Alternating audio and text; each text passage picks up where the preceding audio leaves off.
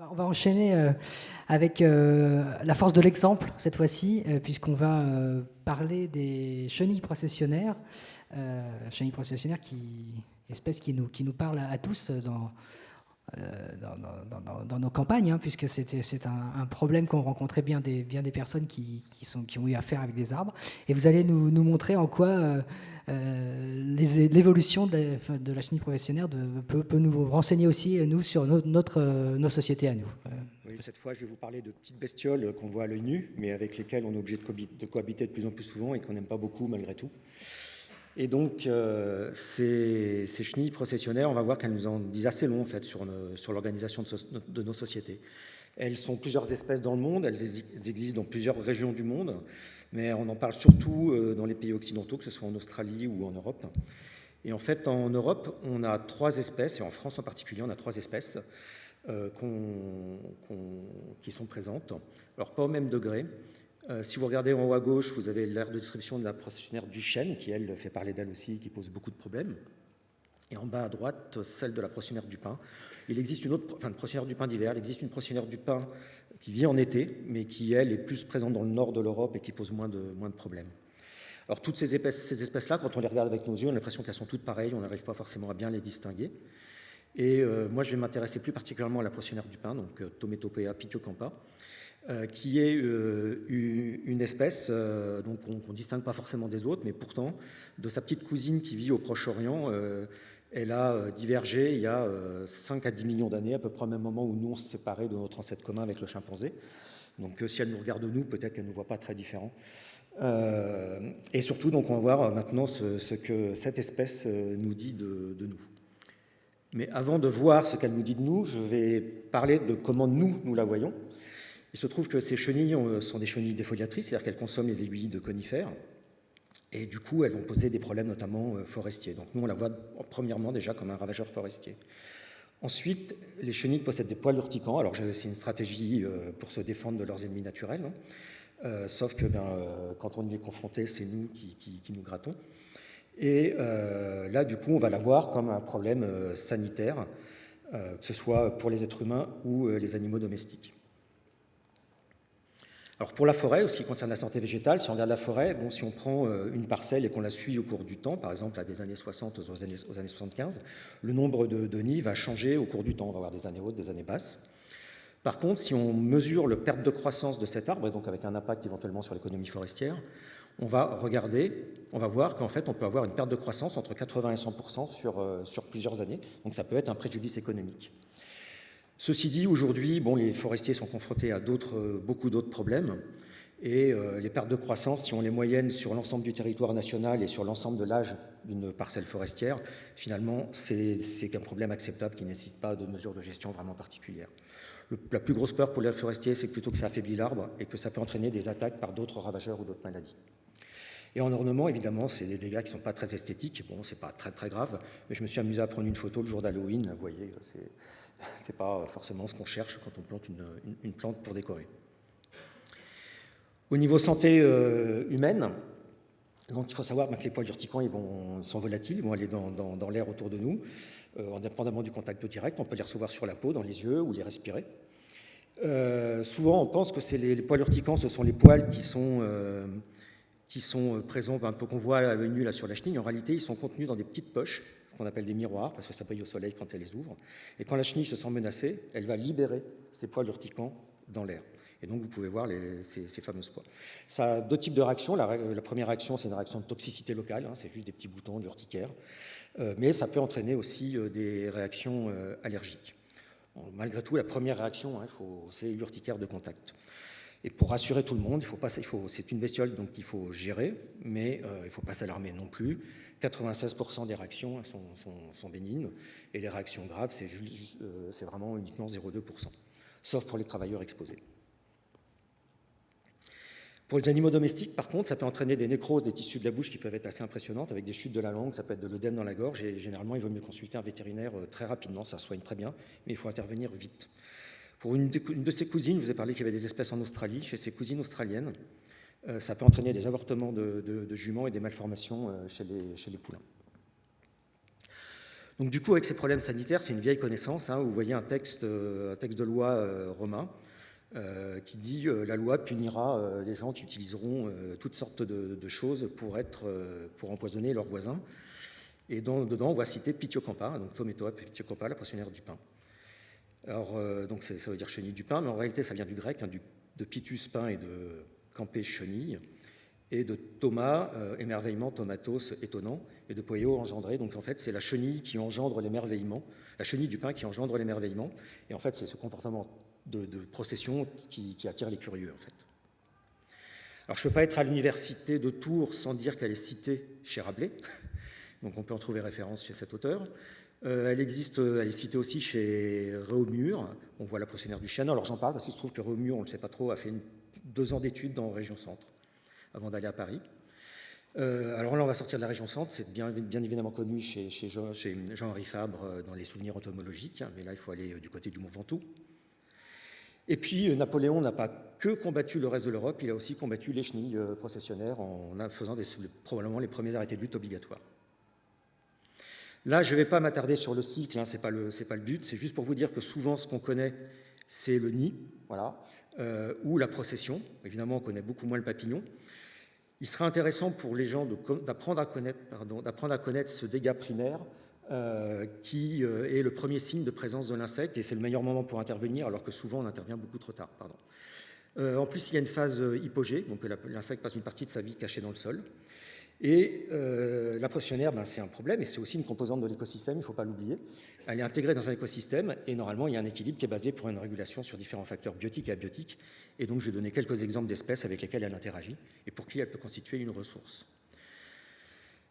Ensuite, la processionnaire a un cycle biologique, et tous les stades ne sont pas urticants, donc ce qui est important, c'est l'occurrence dans l'année des stades urticants et des périodes à risque.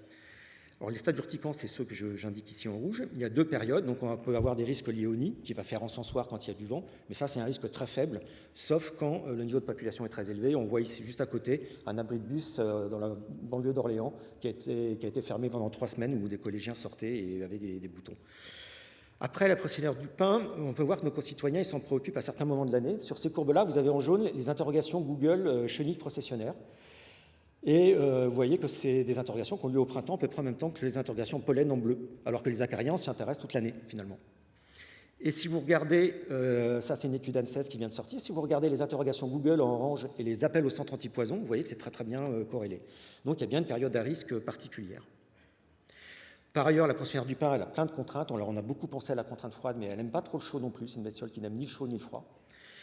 Et du coup, comme elle a toutes ces contraintes-là et qu'elle varie dans l'espace, eh bien, son cycle biologique va être variable suivant les régions, variable selon les années, et ça va évoluer avec le changement climatique qui pose beaucoup de problèmes pour sa gestion et pour l'alerte. Je vais parler juste vite fait quand même de sa petite cousine, la processionnaire du chêne, qui, elle, pose problème plutôt à la fin du printemps, début de l'été, notamment avec ses nids qui peuvent être... alors elle n'a pas de procession au sol, elle ne va pas s'enterrer dans le sol, elle va rester sur le nid au niveau de l'arbre. Alors ça peut être haut dans l'arbre, mais ça peut être aussi très souvent sur le tronc. Et là, donc, les accidents sont importants, surtout qu'on est plutôt en t-shirt et en short, et pas habillé plus chaudement, comme en hiver. Une autre espèce qui est présente, elle, au printemps, mais qui n'est pas une processionnaire.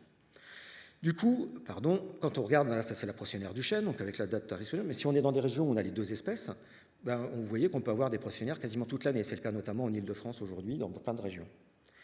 Du coup, notre petit coin paisible, qui va être soit notre jardin, soit notre lieu de villégiature, d'un seul coup, quand les processionnaires attaquent et se mettent à défolier les arbres, cet environnement va nous paraître d'un seul coup hostile et altéré. Et comme tout le monde ne s'habille pas comme nous quand on travaille dessus, eh bien, l'environnement, donc, à cet instant-là, il apparaît vraiment altéré et hostile. Et on accuse la chenille de venir nous embêter. Là, vous voyez, c'est un extrait d'un documentaire d'Arte, vous voyez la forêt des Landes il y a quelques années. Ça peut être parfois assez impressionnant. On peut voir que ces dernières années, le nombre de cas a augmenté assez considérablement. Pour la processionnaire du chêne, en fait, il y a des régions où elle a tendance à pulluler fréquemment, donc elle a une très vaste aire de répartition, mais elle ne pullule que dans certaines régions, plutôt l'Europe centrale, et en France, c'était le Grand Est. Par contre, aujourd'hui, sans qu'on sache vraiment pourquoi, ces zones de pullulation s'étendent, et notamment en Île-de-France. Par contre, pour la chenille processionnaire du pain, c'est là où on va commencer à nous parler de nos sociétés, parce que les causes, elles, sont bien identifiées, on a pu les démêler, Et on a pu les démêler notamment avec des travaux qu'on a menés en région centre, y compris sur le terrain. Tout d'abord, il y a le changement climatique, avec l'augmentation des températures mondiales, les changements d'usage des sols qui sont aussi couplés à des changements structurels dans le secteur horticole et qui vont entraîner des évolutions des paysages et des habitats et qui vont donc nous amener à nous confronter de plus en plus à cette chenille. Donc le réchauffement climatique, il y a une première conséquence, c'est l'expansion de l'aire de distribution en France, mais aussi partout en Europe. Vous voyez en vert foncé où elle était dans les années 1980, on va dire. Elle faisait le yo-yo à ce moment-là entre Orléans et la vallée du Cher, donc la vallée de la Loire et la vallée du Cher. Un hiver chaud, elle montait, un hiver froid, elle descendait. Et puis à partir des années 90, elle a commencé à entamer une progression qui ne s'est plus arrêtée. Bon, ça, c'est pas son, on a actualisé le front, mais je vais passer dessus. Bon, voilà. Ce qui est important, c'est qu'à partir de la fin des années 90, début des années 2000, on avait déjà eu plusieurs publications qui montraient que des espèces commençaient à monter vers le nord, en même temps qu'on voyait les isothermes monter vers le nord, notamment des lépidoptères avec de très très belles synthèses qui ont été faites là-dessus. Mais on était dans je vous rappelle, une époque très controversée, un climato-scepticisme fort, etc. Et le problème, c'est que, comme ça a été dit, une corrélation n'est pas une preuve de lien de cause à effet. Alors moi, l'exemple que j'ai pris, c'est un autre exemple, c'est qu'il y a une corrélation entre la consommation de glace et les noyades. Alors moi, ce serait ma grand-mère, elle me dirait « c'est ta faute, c'est bien fait, tu n'avais qu'à pas manger de la glace avant d'aller te baigner ».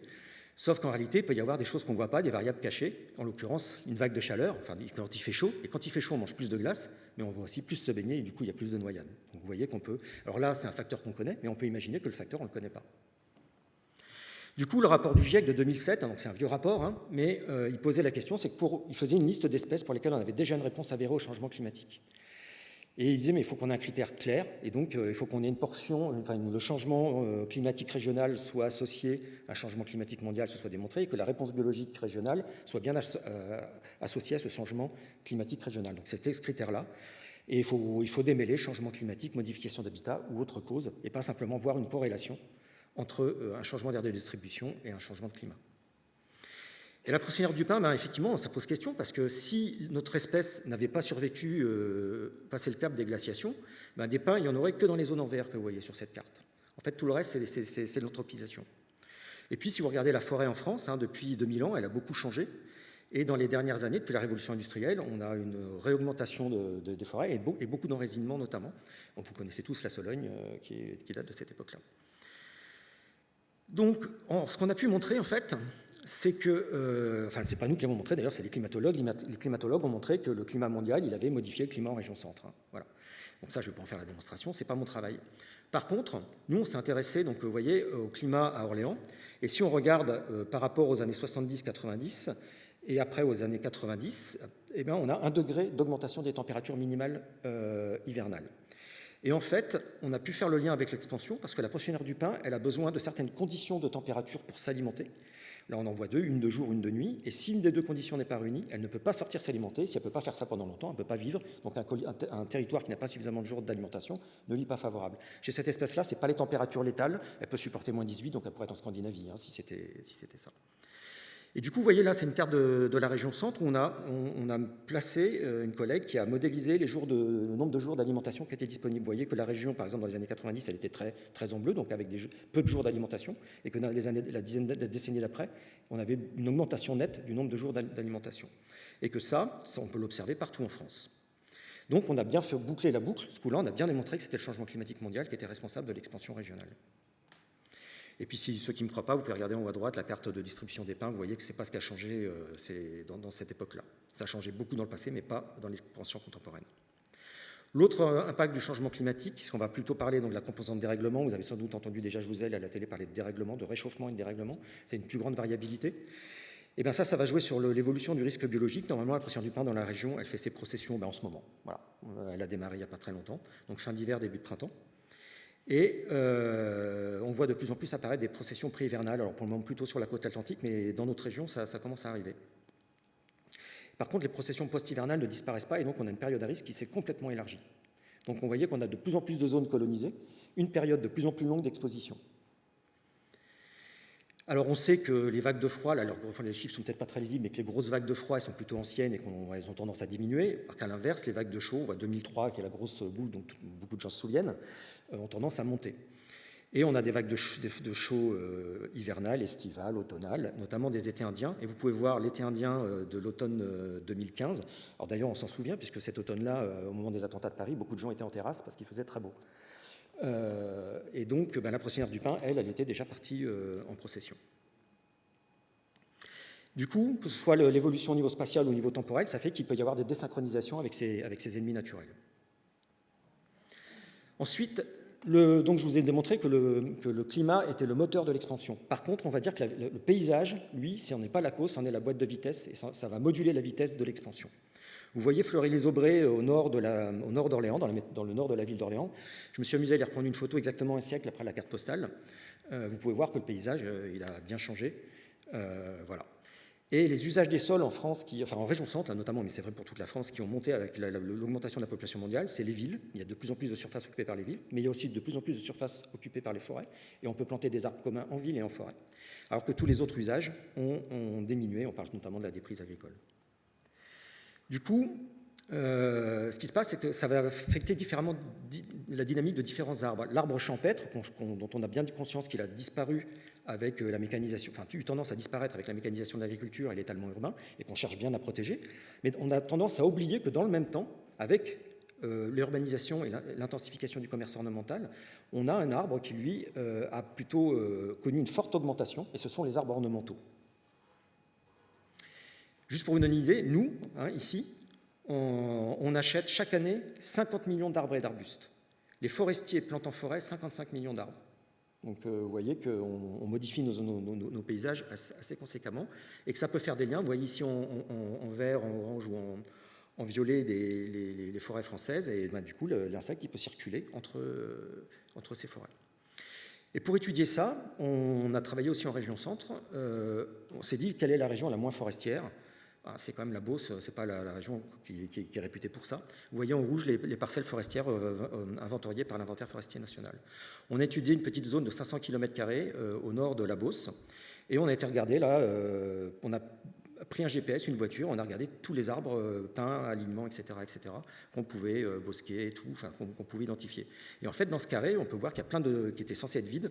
On a beaucoup d'arbres, et que les agrégats rouges, là, qui sont des arbres hauts de la processionnaire du pin, ils sont présents au même niveau que les agrégats de bâtis, c'est-à-dire les villes, les villages et les hameaux. Et donc, quand on voit la Beauce maintenant avec un modèle qu'on a construit qui tient compte de ça, vous voyez qu'on a deux façons de voir la Beauce, et qu'en fait la Beauce, elle est loin d'être un désert d'arbres. Et bon, ça change effectivement la vision qu'on a aussi globalement de la région centre. Et donc, on a levé un peu un coin du voile. Il y a la façon dont on attend de savoir la Beauce, et il y a tous ces arbres invisibles, à très faible densité, mais qui existent quand même. Alors moi, j'aime bien l'expression que j'ai entendue la première fois dans la bouche de Bernard Chevassieux-Louis, qui parle de matière noire de la biodiversité. Et comme pour les étoiles, la vitesse des étoiles, si on ne met pas de la matière noire, on ne peut pas comprendre leur vitesse. Là, si on ne prend pas en compte ces arbres invisibles avec des flux d'insectes invisibles, on ne peut pas comprendre les flux écologiques, enfin les processus écologiques. Et il se trouve, là, juste pour montrer que la processionnaire du pin est tout à fait capable de voler, ses capacités de dispersion lui permettent de coloniser ces arbres. Bon, ça, je vais passer. Ensuite, on a vu que ça modifiait les perméabilités écologiques dans des milieux non forestiers, mais il y a aussi le milieu urbain. Et ça, c'est 5 communes du nord d'Orléans où on a inventorié 10 000 arbres hôtes. Alors, ça fait que 2 arbres à l'hectare, c'est peu, mais c'est suffisant pour que l'insecte circule très très bien et pose des problèmes de santé publique. Et pas de chance, il se trouve que les arbres qu'on a le plus plantés ces dernières décennies, c'est les arbres qu'elle préfère. Bon, elle n'était pas là à l'époque, mais voilà. Ensuite, ce sont les particuliers qui représentent les plus gros planteurs en réalité. On a tendance à considérer que les arbres de voie publique, etc., mais en réalité, c'est la plus grosse composante, c'est nous tous. Il semblerait que du coup, il y ait des modes ornementales qui généreraient ce qu'on appelle des disservices, où on fait, c'est comme les prénoms, souvent, on pense qu'on est original en choisissant un prénom, mais en fait, d'un seul coup, il y a une mode de prénom. Et là, pareil, on pense qu'on est original, on modifie que son jardin, on achète un arbre, mais si tout le monde achète le même arbre, on modifie les paysages très largement. Je vais passer très vite, ça c'est des transports accidentels qui existent aussi liés aux pratiques ornementales, mais je vais passer. C'est continental, intercontinental, et du coup c'est quelque chose qui est bien connu, mais aussi plus largement, là c'est une espèce native qui colonise de nouveaux territoires, mais c'est très connu aussi avec les introductions d'insectes depuis de nouveaux continents. Ça a été dit, c'est comme les microbes, exactement pareil. La partie, donc c'est lié au commerce mondial, vous voyez le nombre d'insectes introduits qui continue à augmenter en même temps que le commerce mondial augmente. Par contre, la particularité chez nos insectes, notamment phytophages, c'est que c'est très lié aux plantes d'ornement. Vous voyez, toutes les études depuis 2007 montrent que la part de l'ornement est très importante. Le commerce de l'ornement est le principal vecteur de ces espèces-là, et que les pays où on a en marron là, le plus d'espèces invasives introduites, ça correspond aux pays où on importe le plus de plantes. Et ça correspond à une évolution générale au niveau mondial, mais avec des disparités. On sait qu'aujourd'hui, il y a une organisation qui fait qu'on a de très très grands, des hubs de distribution. Et les Pays-Bas, par exemple, sont une grande plateforme mondiale d'import-export. Et vous verrez que nous, la France, par contre, on va importer beaucoup, mais exporter peu, et que nos entreprises, elles ne sont souvent pas dimensionnées pour ces marchés-là, et qu'elles ont connu d'ailleurs une chute assez drastique. On a une baisse du nombre d'entreprises, alors qui se traduit aussi par une concentration. Et il se trouve que nos comportements ont changé, parce qu'on va acheter surtout, pour regarder l'ensemble de ces lieux d'achat, on va avoir une majorité d'achats qui vont être dans la grande distribution de façon générale, jardinerie spécialisée, grande distribution, vente par correspondance, et plus tellement sur l'exploitation. Et il se trouve que l'autre facteur, c'est l'évolution de la demande, d'une population de plus en plus citadine, c'est-à-dire nous, où on est en mal de nature, mais souvent on ne la connaît plus très bien. Et la réalité, c'est que pour en prendre un seul exemple, c'est que normalement un arbre, ça se plante à l'automne, et que vous pouvez voir qu'on plante, quel que soit le type d'arbre, on le plante principalement au printemps, parce qu'en fait on fantasme un arbre en fleurs ou en fruits, et on veut l'acheter comme on le fantasme, et plus prendre le temps de le planter. J'ai presque fini. L'exemple de ça aussi, là je vais m'écarter des processionnaires, c'est la pyrale du buis, qui est un exemple qui a été un ravageur important en région centre du patrimoine naturel et culturel. En fait, c'est un exemple typique du passage des forêts chinoises aux forêts européennes en transitant par les zones artificielles chinoises et les zones artificielles européennes avec le commerce ornemental, et c'est comme ça qu'elle a subi ce circuit pour poser des problèmes écologiques. Donc notre laboratoire, donc là je vais vraiment finir, notre laboratoire en fait travaille sur la réponse des insectes forestiers aux changements globaux anthropogéniques. On s'intéresse historiquement plutôt aux changements climatiques et aux invasions biologiques, depuis quelque temps au changement d'usage des sols, et vous expliquer pourquoi. On commence à s'intéresser aux changements, à l'évolution socio-démographique en réalité, sauf que nous on n'est pas compétents pour ça. Donc on s'est mis en lien avec un laboratoire tourangeau, avec lequel on travaille sur ce qui motive les choix de plantation. On a recruté une socio-anthropologue. Et ces choix de plantation, en fait, comme je vous l'ai dit, peuvent modifier durablement notre environnement. Et d'ailleurs, certains parlent, on peut voir dans les appels ANR, certains parlent maintenant de socio-écosystème, de fonctionnement en socio-écosystème. Et ma dernière diapo, promis, c'est pour finir, c'est que là, vous voyez les insectes des pins, mais c'est pour tous les arbres, on a toutes sortes d'espèces dessus. Alors, parmi ces espèces, on va trouver la processionnaire du pin, qui nous embête, qu'on va considérer nuisible, mais on peut trouver aussi l'Isabelle de France, qui est le papillon le plus drastiquement protégé et le plus anciennement protégé. Puis on va trouver plein d'espèces qu'on va considérer, nous, ordinaires, banales, etc. Mais de notre côté, on peut considérer les différentes espèces comme utiles, patrimoniales, ordinaires ou nuisibles, on peut leur donner une valeur, mais en réalité, la biodiversité, elle est, point. C'est notre regard à nous qui fait ça. Et aujourd'hui, on représente de moins en moins la vie comme un arbre, avec des branches basses, des branches supérieures, et puis tout en haut, l'être humain. On le représente plutôt comme un buisson, quelque chose de foisonnant, qui va produire plein d'espèces un peu dans tous les sens. C'était pas prédit à l'avance que ça allait donner celle-ci ou celle-là. Mais toutes les espèces qui sont là à ce moment-là, elles interagissent entre elles. Et nous, au milieu de tout ce foisonnement, on est là. On n'est qu'une petite partie de l'ensemble. Et du coup, j'aurais tendance à dire que la question, c'est comment on peut avoir une vision anthropocentrée de notre propre avenir, ce qui est légitime, mais dans un monde qui, par construction, ne l'est pas. Et du coup, comme ça a été dit, aujourd'hui, il y a ce concept One Health, le fait qu'on considère que les santé sont interdépendantes, donc la santé humaine, la santé animale et même la santé végétale. Mais en réalité, cette santé, elle dépend plus globalement de la santé environnementale. Alors, santé environnementale, c'est peut-être un peu abusif comme mot, en tout cas d'équilibre et de déséquilibre. Et normalement, nous sommes censés, nous, ne pas être régulés par la violence des relations prédateur-proie, parasite, etc. On est censé, par contre, pouvoir réguler nos propres activités en utilisant le fait qu'on ait une certaine conscience du monde. Merci. Ou comment partir de la chenille processionnaire pour arriver finalement à des considérations tout à fait globales.